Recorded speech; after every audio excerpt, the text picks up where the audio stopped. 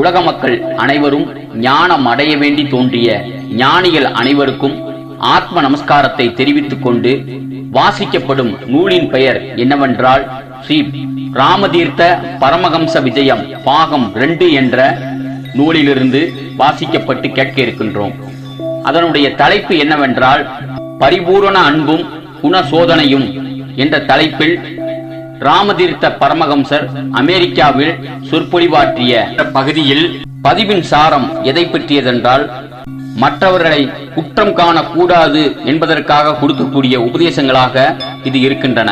மற்றவரை குற்றம் காண்பதால் ஏற்படும் தீமைகள் என்ன என்பதை விரிவாக கூறுகின்றார் ராமதீர்த்த பரமஹம்சர். இப்பொழுது பதிவின் தொடக்கம் ஆரம்பம். ஜனங்கள் ஒருவரோடு ஒருவர் பழகும் போது செய்து கொள்வது இம்மாதிரியாக இருக்கிறது. ஒருவரிடம் ஏதேனும் ஒரு விஷயத்தில் குறை இருந்தால் அவரிடம் இருக்கும் மற்ற நல்ல குணங்களையும் மதிக்காமல் ஒழித்து விடுகின்றார்கள். சக்திகள் கணக்கில்லாத நிலையில் இருந்தும் சேர்ந்து பயனளிக்கவில்லையானால் யாது பிரயோஜனம்? இந்தியாவில் இருக்கும் கோடான கோடி சக்திகளும் ஒன்றன் மீது ஒன்று பாய்ந்து பிரயோஜனம் இல்லாமல் செய்து கொள்ளுகின்றன. இது பரிதாபம் மிக்கதல்லவா? இதன் காரணம் என்ன? ஒவ்வொரு நபர்களும் மற்ற நபர்களிடம் உள்ள குற்றங்களிலேயே தம் முழு கவனத்தையும் செலுத்தி விடுவதுதான் காரணம். இவ்விதம் சந்தேகம் உண்டாக்கி கொண்டு குற்றங்களையே கண்டு ஒதுக்கி கொண்டு வருவதால் ஒற்றுமை என்பது யாருக்கும் உண்டாவதில்லை. ஒருவனை திருடன் என்று சொன்னால் உடனே அவன் திருடுவான். இது முற்றிலும் அப்படியே உண்மைதான். அப்படியானால் பொதுவான ஸ்தலம் கிடையாதா? நமது அயலர்களிடம் சிறந்த குணங்களே கிடையாதா? இந்தியாவில் இருக்கும் பல மதங்களுக்குள்ளும் ஒற்றுமைக்கு வேண்டிய அம்சங்கள் இல்லையா? இது சுத்தம், இது சுத்தமில்லை என்று சொல்லிக் கொண்டு திரிய நமக்கு ஏது பாத்தியம்? கடவுளுடைய ரகசிய போலீஸ் படையில் நமக்கு உத்தியோகமா? ஒருவனுடைய பொதுவான நடத்தை தேச நன்மையை தருவதாக இருக்க அவனுடைய குணம் நல்லதா கெட்டதா என்று நாம் ஏன் குடைந்து பார்க்க வேண்டும்? அவனுடைய குணம் கெடுதலாக இருந்தால் அது கடவுளுடன் அவன் தீர்த்து கொள்ள வேண்டிய விஷயம். நாம் எதற்காக குறுக்கிடுவது? பிறர் அப்படி இப்படி என்று ஆராய்வதில் செல்லும் காலமும் சக்தியும் நம்மை நாம் திருத்துவதில் செலவாக வேண்டி இருக்கின்றது. நமது லட்சியம் எதுவோ அதில் நாம் தவறாமல் இருக்கின்றோமா என்று கவனிக்க வேண்டியது அதிக அவசியம். வெளி பலவந்தத்தால் ஒருவன் சிறிதளவு கூட அதிக நல்லவனாக மாட்டான், கொஞ்சம் கூட அதிக சன்மார்க்கன் ஆக மாட்டான். உறுதியாக நிற்க வேண்டும். பிறருக்காக இதை செய்ய வேண்டும், பெருமையை தேட வேண்டும் என்று நினைக்கும் எண்ணமெல்லாம் பரிசுத்த எண்ணங்கள் அல்ல, பலகீனமே ஆகும். எவருடைய அனுதாபங்களும் விசாலமான இருதயமும் பறக்க வீசி பாவிகளையும் கீழ்ப்பட்டவர்களையும் அணைத்து கட்டுகின்றனவோ அவரே மகாத்மா ஆனவர் ஆவார். சன்மார்க்க முறையில் வேண்டும் என்று சொல்லி அந்நியர்களது குணங்களை ஆராய்ந்து பார்த்து தோஷங்களை கண்டு சண்டையிடுகின்றவர்கள் இவர்கள் நீரோட்டத்தின் மேல் தோன்றுகிற நுரைகளையும் பாசிகளையும் நீக்க பிரயத்தனம் செய்கின்றார்கள். ஆனால் உண்மையான காரணத்தை அவர்கள் கண்டுகொள்ளவில்லை. நீரருவியின் அடிவாரம் மேடு பள்ளம் நிறைந்ததாக இருப்பதே இதன் உண்மையான காரணம். அதாவது கீழே விழுந்தவர்களை தூக்கிவிடச் சொல்கிறீர்களே, நீங்கள் யார்? நீங்கள் மேலே எழும்பியவர்களா? உங்களுக்கு நிச்சயமாக தெரியுமா? மற்றவருடைய ஜீவனை ரட்சிக்க விரும்புகிறவன் தன்னுடைய ஜீவனையும் விட்டுவிட தயாராக இருக்க வேண்டும். இது தெரியுமா? நீ அவ்விதம் தன்னலம் இழந்து போனவனா? அப்படி இழந்தவனாக இருக்க உன்னால் முடியுமா? அப்படி இருந்தாயானால் எழுந்திரு. பிறரையும் ரட்சிக்க நீ சக்தி உள்ளவன் தான். ஏ கௌரவமே, ஒருவர் மீது ஒருவர் குற்றம் கண்டு அதையே கவனிக்கும் வரையில் ஒரு தேசத்தில் அன்பும் ஒற்றுமையும் இருக்க முடியாது. திறமாக வாழ வேண்டுமானால் எல்லோருடனும் தாய் போல பழக வேண்டும். தாயின் அன்பை நம்மிடம் விருத்தி செய்து கொள்ள வேண்டும். தாயாருக்கு குழந்தைகள் எல்லோருக்கும் சமமே. உலகத்தை கடவுளின் திருஷ்டியால் பார்க்க பழகுவது உண்மையான கல்வியாகும். சிலர் பரிபூரண அன்பை பற்றி பிரமாதமாக பேசிவிடுகின்றார்கள். ஆனால் பிறரிடம் உள்ள விகாரமான குணங்களையே கவனித்து தம் கண்களை அவற்றினிடமே குறிப்பாக வைத்து விடுகின்றார்கள். அவர்களை கேட்டால் இந்த கொடிய குணத்தை ஒரு விதமாக மூடிக்கொள்ள பார்க்கின்றார்கள். அப்படிப்பட்டவர்களை கேட்டால் அவர்கள் சொல்லுகின்றார்கள், மற்றவர்களுடைய செய்கைகளை மாத்திரம் வெறுத்து அந்த மனிதர்களிடம் அன்பு செலுத்துகிறார்களாம். ஓ அன்பர்களே, நீங்கள் அவலட்சணங்களை காண்கின்ற இடத்தில் எதையும் விரும்ப மாட்டீர்கள். அன்பு அவ்விடம் செல்லவே மாட்டாது. அன்பு என்றாலே அழகை காண்பது என்று பொருளாகும். இருட்டுள்ள இடத்தில் சண்டை போட்டு இருட்டை விளக்க முடியாது. இருட்டறையில் நாலா பக்கமும் கற்களை விட்டெறிந்தும் கத்தியை கொண்டு இடதுசாரி வலதுசாரி வீசிக்கொண்டும் ஜன்னல் கதவுகளை உடைத்துக் கொண்டும் மேஜையை தட்டிக் கொண்டும் மைக்கூடுகளை கவிழ்த்தும் இருட்டை சபித்துக் கொண்டும் காலம் போக்குவதால் இருட்டு போய்விடுமா? வெளிச்சத்தை உள்ளே கொண்டு வா, இருட்டானது இல்லவே இல்லை என்றாகிவிடும். ஆதலால் மறுத்து உரைப்பதும் குறை கூறுவதும் அதையறைப்படுத்தி பயந்து ஒடுங்குமாறு செய்வதும் பயன் தர மாட்டாது. வேண்டியதெல்லாம் காரியமே. உற்சாகம், நம்பிக்கை, அன்பு, தைரியமூட்டும் குணம் ஆகிய இவைகளே. சாக்கடை மண்ணையெல்லாம் தெருக்களில் வெளிப்படுத்தி கொட்டினால் நல்ல பலன்களை தருமோ? ஒரு காலம் தராது. அதுபோலவே பிறருடைய குற்றங்களை அழுத்தமாக எடுத்துரைப்பதும் யாதொரு பயனையும் தராது. சாந்தமும் நல்ல எண்ணமும் என்ற சுத்த ஜலவெல்லம் சாக்கடையில் பாயிட்டும் கெட்ட மண்ணையெல்லாம் அடித்துக் கொண்டே போய்விடும். ஜனங்கள் எந்த நிலையை அனுபவிக்க வேண்டும் என்று நீங்கள் எதிர்பார்க்கிறீர்களோ அந்த நிலையை அவர்கள் தம்முள் உணர்மாறு செய்ய வேண்டும். அனாவசியமாக முணுமுணுப்பதிலேயே காலம் செலுத்துவதெல்லாம் என்ன பயன்? ஒரு புஷ்பம் ஏன் பெரிய மரம் ஆகவில்லை என்று வருந்துவதற்கு சமம். ஒவ்வொன்றிலும் அழகை காண்போம். தீமையை கண்டு குலைக்காதே, நன்மையின் அழகை வர்ணித்து பாடிக்கொண்டிரு. குறை கூறுவர்களே, உங்களிடம் வெகு பீர்தி உண்டு. ஆனால் நீங்கள் எவரை குறை கூறுகிறீர்களோ அவரிடம் என் அன்பு குறைவில்லாமல் பாய்கிறது. போட்டி என்பது என்னவென்றால், வாழ்க்கையில் எது ஜெயமடைகிறது? அன்பே அல்லவா? தம் இருதயங்களை சேர்த்து புத்தியையும் சமரசமாக கூட்டி கைகளையும் அன்புடன் வேளையில் உபயோகிக்கும் சமூகம் சிறிதே ஆனாலும் ஜெயம் பெறும். லட்சக்கணக்கான ஜனங்கள் தம் சக்திகளை ஒருங்கு சேர்க்க முடியாமல் போனால், பிரிந்து போய் பிளவுபட்டு நின்றால் அவர்களை ஜெயிப்பது மிக இலகுவான காரியம். அது எப்படி என்றால், போராட்டம் என்பது மூவகைப்படும்.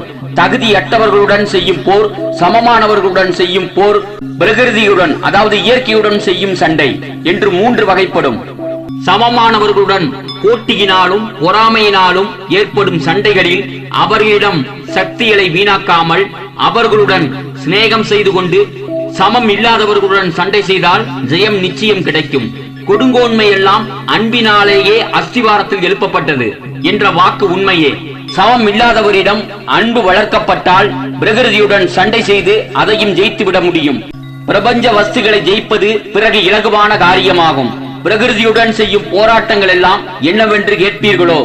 நானே எந்த பொருளுக்கும் எஜமான் என்ற உணர்ச்சியை ஜட சம்பந்தமான பிரபஞ்சத்தில் அனுபவிப்பதாகும். இதுவே பிரபஞ்சத்துடன் செய்யும் போரில் ஏற்படும் வெற்றியாகும். குறை கூறும் குணம் ஏன்? குறை கூறும் குணம் துன்பத்தையே தருகிறது. ஆனால் தற்காப்பின் நிமித்தமாகவே இந்த குணம் அநேகமாக ஏற்பட்டதாகிறது. ஏதேனும் ஒரு பழக்கம் நம்மிடமிருந்து விலக வேண்டுமானால் செய்ய வேண்டியது என்ன? அந்த பழக்கத்தின் தீமைகள் எல்லாம் விளங்குமாறு குத்தி காட்டியே தீர வேண்டும். துன்பத்தை விளைவித்தாயினும் குறை கூறியாக வேண்டும். பிறரிடம் ஒரு தீய பழக்கம் தென்பட்டால் அவ்வழக்கம் நம்மிடம் பரவாமல் இருக்க வேண்டும் என்ற நினைப்பு வருவது இயற்கை. அவரிடம் சேருவதற்கு மனம் பயப்படும். புதிய வழக்கம் உண்டாக வேண்டுமென்றால் புதிய திருஷ்டியுடன் விளங்க வேண்டும் என்று விரும்பினால் பழைய பழக்கம் ஒழிய வேண்டும். உலகில் அபிவிருத்தி உண்டாக வேண்டுமானால் விருத்தியாக வேண்டும் என்னும் எண்ணம் உள்ளவரையில் ஆராய்ந்து பார்த்து ஒத்து பார்ப்பதும் குணதோஷங்களை பற்றி பேசுவதும் இருந்தே தீரும். குணதோஷ ஆராய்ச்சி கெட்டதல்ல, பிற குணங்களுடன் ஒப்பிட்டு பார்ப்பது மாத்திரம் கெட்டதாகி விடாது. இந்த குணம் விரும்பத்தகாத குணம் அல்ல, இதை நீக்குவதும் முடியாத காரியம். ஆனால் குணதோஷத்தில் தோன்றும் விஷத்தன்மையை நீக்கிவிடலாம். இந்த விஷத்தன்மைதான் மனிதருக்கு அகங்காரத்தை தருகிறது. தான் என்னும் மமதையால் பிறரிடம் குணதோஷத்தை காணுமாறு செய்கிறது. இந்த விஷம் ஒழிய வேண்டும். இந்த பலமான சிறிய நான் என்னும் தன்மையை ஒழித்து விடுவோம். நம்மிடமும் பிறரிடமும் பாவங்கள் சம்பவிக்குமாறு செய்வது இந்த சிறிய அகமே.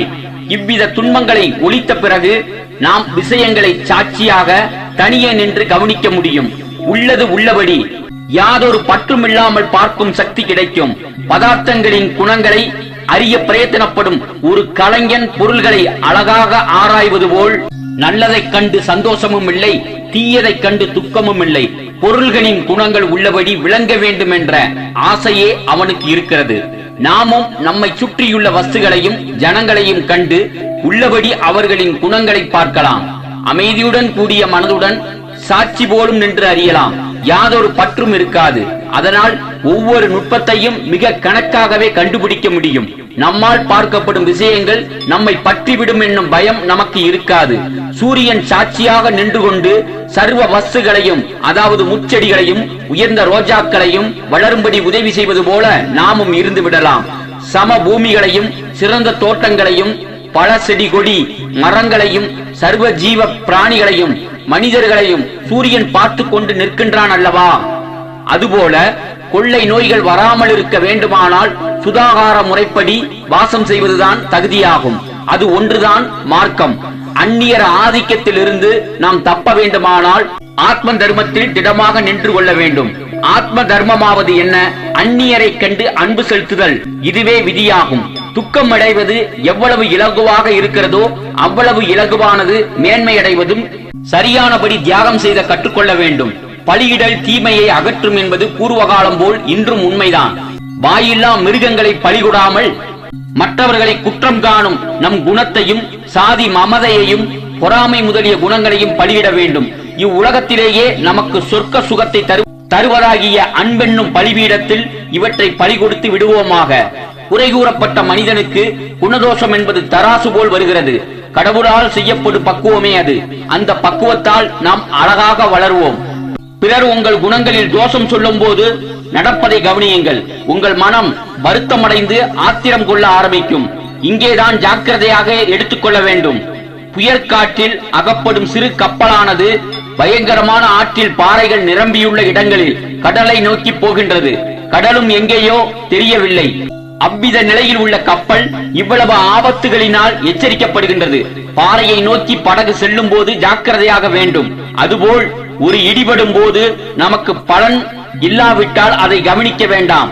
நமக்கு ஏற்படும் துன்ப உணர்ச்சிகள் எல்லாம் இவ்வித எச்சரிக்கைகள் அறிவிக்கும் அடையாளங்கள். ஜீவ பிராணிகள் ஊக்கம் கொள்வதற்கு இவ்வித தூண்டுதல்கள் அவசியம். சிநேகிதர்களும் விரோதிகளும் குறை கூறுவதால் துன்பம் ஏற்பட்டாலும் பாதகமில்லை. துக்கத்திலிருந்து உங்கள் உண்மையான ஆத்மாவை எழுப்பி விடுவதற்காக ஏற்பட்ட பயங்கர கனவே அவைகள். நீங்கள் விழித்துக் கொண்ட பிறகு இந்த கனவெல்லாம் எங்கே என்று பாருங்கள். எங்கும் அகப்படாது. அன்பு என்னும் குணத்தை நம்மிடம் ஒழுங்குபடுத்திக் கொண்டோமேயானால் போதும். கஷ்டமெல்லாம் நிச்சயமான லாபமாக ஆகிவிடும். நாம் சமதிஷ்டியுடன் ஒன்றுபட்டோமேயானால் நம்மிடம் எதுவும் துணிவாக வந்து நம்மை ஏமாற்ற முடியாது. வீடு முழுவதும் இருட்டாக இருந்தால் மாத்திரம் திருடர்கள் வந்து ஓசை இல்லாமல் புகுந்து கொள்வார்கள். ஜனங்களுக்கு தலைவனாக இருக்க தகுதி உள்ளவன் தன் உதவிக்கு வந்தவர்களிடம் மூடத்தன்மை இருந்தாலும் புகார் செய்ய மாட்டான்.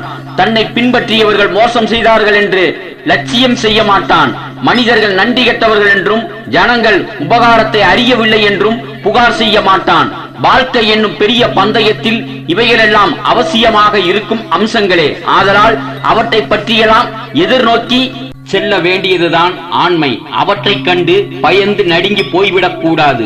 மனதை வீணாக துன்புறுத்திக் கொண்டு அனாவசியமாக சங்கடப்படும் குணத்தை நீக்கி விட்டோமேயானால் திருப்தியாக நடைபெறாத காரியம் இவ்வுலகில் உண்டோ? சொல்லுங்கள். குழந்தைகள் எதையும் ஒரு தேவனாக பாவிக்கின்றன. மேக மண்டலத்தில் உள்ள இடி முழக்கமெல்லாம் மேலே உள்ள ஒருவன் கதறுவதாக நினைக்கப்படுகின்றது. அதுபோலவே பெரியவர்களும் தாம் அனுபவிக்கிறதெல்லாம் காரணமாக ஒருவித தேவதையை கற்பிக்கின்றார்கள். ஏதேனும் தவறு ஏற்பட்டால் சுற்றி உள்ளவற்றை குறை கூறுவது வழக்கமாயிருக்கின்றது. நாம் அன்பு என்னும் குணத்தை நம்மிடம் ஒழுங்காக அமைத்துக் கொள்வதே அதற்கு தகுந்த பரிகாரம். அப்படியின்றி பிறரை குறை கூறுவது கெட்ட செய்தியை கொண்டு வந்தது என்று டெலிபோன் கருவியை உடைப்பது போலாகும். இவ்வித பழைய காட்டு மனிதர்களின் அறிவீனம் குடிகொண்டு சிலர் பிறர் செய்யும் குற்றம் குறைகளைக் கண்டு புலம்பி துன்பப்படுகின்றார்கள். மழை இயற்கையாகவே பொழிந்தது. பிரகிருதியின் விதியை தவிர வேறொன்றும் காரணமாக இல்லை. புஷ்பம் மலர்கின்றது. இதுவும் கண்ணுக்கு தெரியாத விதியின் அறிவிப்பே ஆகும். அன்பின் விதியே எங்கும் எல்லா காரியத்திலும் காணப்பட வேண்டும். சகலமும் மாறிக்கொண்டும் ஓடிக்கொண்டும் உருகிக்கொண்டும் நழுவிக்கொண்டும் போகின்றன. எந்த விஷய வஸ்துவும் இருக்கிறதென்றும் வசிக்கிறதென்றும் சொல்ல முடியவில்லையே. குறை கூறுவது எப்படி? வேகமாக செல்லும் ரயில் வண்டி தொடரையும் ஓடும் மேகத்தையும் மின்னல் மின்னும் போது பாருங்கள். அவை நிற்பது போலவே தோன்றுகின்றன. அவற்றை பற்றி அதிகம் அறிந்தால் எண்ணம் மாறிவிடுகின்றது. ஆதலால் ஜனங்கள் மாயை என்ற மின்னல் ஒளியில் விஷயங்களை பார்க்கும் போது அவை ஸ்திரமுள்ளவை என்று எண்ணி மமதையையும் அடைய வேண்டும் என்னும் எண்ணமும் கொள்ளுகின்றார்கள். இதுதான் உலகறிவு என்று சொல்லப்படுவது. உள்ளே இருக்கும் அகண்ட சுரூபமாகிய நித்தியமான சத்பொருளாகிய பகல் வெளிச்சத்தில் பாருங்கள். நித்தியமாகிய சாந்த நிலையே உங்கள் சுரூபம் என்பது விளங்கும். மனிதர்கள் தர்க்கம் செய்வதும் சம்பாஷிப்பதும் ஆகிய எல்லாம் வீணாகின்றன.